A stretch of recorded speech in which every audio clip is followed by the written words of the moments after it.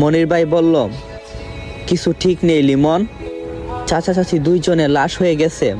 লিমন তুই তাড়াতাড়ি আয়, তোর বাবা মাঝে এই দুনিয়ায় নেই। আমি তখন একটা চিৎকার করে আর কিছু বলতে পারি নাই।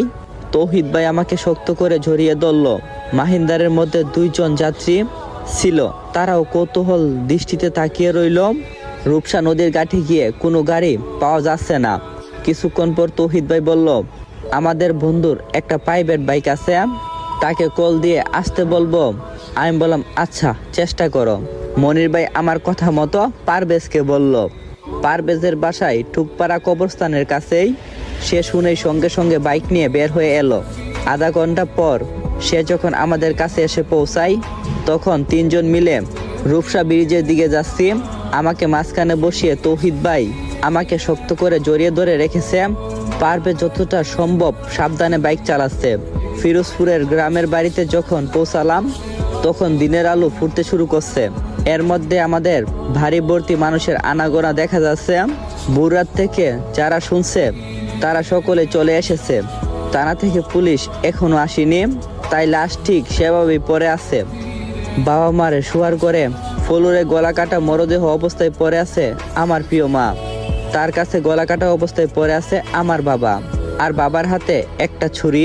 দেখেই মোটামুটি বোঝা যাচ্ছে বাবা নিজেই নিজের গলা কেটে ফেলছে। প্রশ্ন হচ্ছে কেন, কিসের জন্য? বাবার মনে তো এমন কোনো কষ্ট ছিল না যার কারণে সে এরকম করবে। মাকে নিজের হাতে খুন করতে পারবে কি করে? তাহলে কারণটা কি? আমার চিৎকারে তখন ঘরের দরজা জানালা ভেঙে যাওয়ার উপক্রম। মনির ভাই, পারভেজ, তৌহিদ মিলে আমাকে ধরে রাখছে। এমনটা কেন হয়ে গেল? আমি এখন কি নিয়ে বাঁচবো? কে আমাকে নিজের হাতে রান্না করে খাওয়াবে? কে আমার জন্য বাজারের শ্রেষ্ঠ মাছটা কিনে নিয়ে আসবে? হঠাৎ করে চোখ বন্ধ হয়ে যাচ্ছে, সবকিছু চোখের সামনে ঘুরছে। মনে হচ্ছে আমি জ্ঞান হারাচ্ছি। যখন চোখ খুলি তখন নিজেকে বিছানায় আবিষ্কার করি, নিজের ঘরের সামনের বারান্দায়।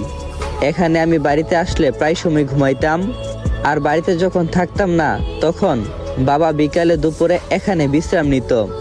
বাবা শরীরের সেই গান পাওয়া গন্ধ নাকে আসছে। দুম করে বিছানা থেকে উঠে বসলাম। তৌহিদ ভাইকে বললাম, বাবা মা কোথায়? তৌহিদ ভাই বলল, পুলিশ এসে নিয়ে গেছে। ময়না তদন্তর পরে নাকি আমাদেরকে নিয়ে আসতে হবে। আমি বললাম অসম্ভব, আমার বাবা বলে গিয়েছে তাদের লাশটা কাটাছেঁড়া যেতে না করা হয়। তৌহিদ ভাই বলল, কিন্তু তুই চাইলে তো রাখতে পারতি, তবে তুই অজ্ঞান থাকার কারণে কিছুই করতে পারি নাই।